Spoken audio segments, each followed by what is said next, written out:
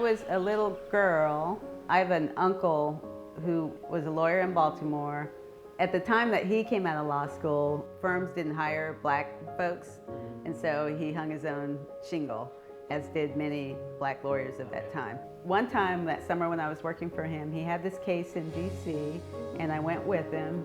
He had a meeting in the Department of Justice, the headquarters Department of Justice building. And so I was walking down the hall with him, and it was just, I was awestruck. It was like, that was my introduction. It's like really cool. What I liked about that kind of government service is you represent the United States. You go into court and you say, I'm here representing the United States of America. I'm Beverly Ortega-Babers. I am the Chief Administrative Officer of the United States Mint. So basically I'm second in charge of running the Mint. It's a organization with about 1,700 employees, and we make the change that drives the commerce in our country. So it's a fascinating place. We have manufacturing plants around the country in San Francisco and West Point and Philadelphia and Denver. We guard the gold at Fort Knox. Then there are folks who are engineers and who are metallurgists. You know, when you think about putting a piece of art basically on a very small surface, you need people who are artists, you need people who are sculptors, and we have people who work in anything from the clay to the digital media in order to do all of that. People would send you stuff, and Haverford was one of those places. Flipping through the catalog, there was a yellow, I remember it was like a quarter sheet yellow piece of paper that fell out.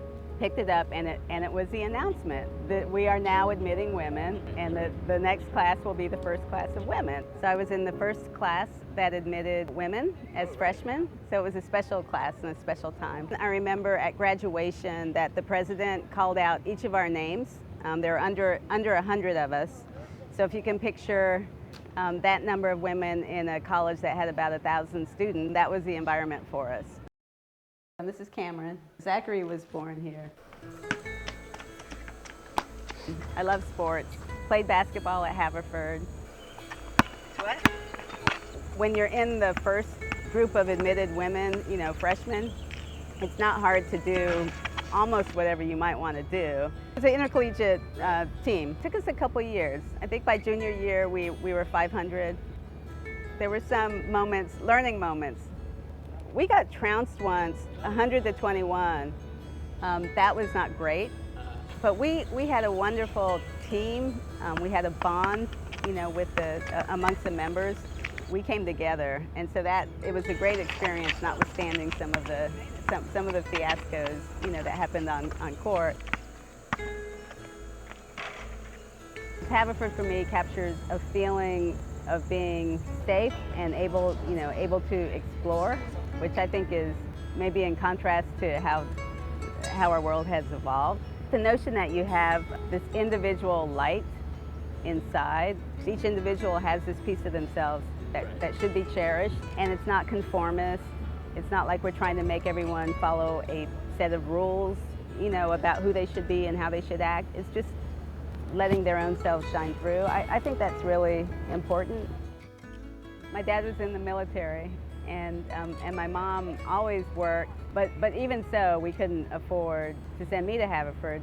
They didn't tell me to apply to places that they thought they could afford. They told me to apply to places that, you know, would pique my interest. And I remember my second year, Mom was in the country and she went with me to register, and I remember her taking out an envelope with cash in it, and she counted out, literally, she counted out $3,000 in cash, and it wasn't hundreds, right? It was 20s and 50s, and it took her a long time. We were holding up the line.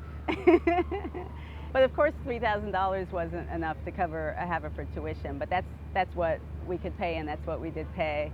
And so Haverford, I don't know why I'm getting emotional. But to think that I was able to get that kind of degree, you know, in those circumstances with Mom and Dad doing what they could, it's amazing. And And I didn't give it much of a thought at the time. But Haverford did that for me. If you ask my mom what I do today, she'll tell you that I run the Treasury Department. Right, and so she's always, they've always been proud. And it's a good school. And you want to see your kids do well, and you want to see them have opportunity. My dad didn't get a college degree. My mom went to a segregated college in Baltimore, and they sacrificed to make sure it happened for me. I think one thing I've carried with me is that you do have a role to play. At Haverford, we were allowed to step out, and we were allowed to lead, to voice an opinion. And so I think I've migrated towards places that are like that, that are, where people are team-oriented. I tend to be, I think, more collaborative in nature than competitive. The Mint is that kind of place for me. There are people who are hardworking, who are really trying to solve problems and bring good service and quality government to the people. Those are the people who you don't see on TV, but there are a lot of us out here, who get up every day with that intention. A lot of good people focus on that, day to day for the American public. Mm-hmm.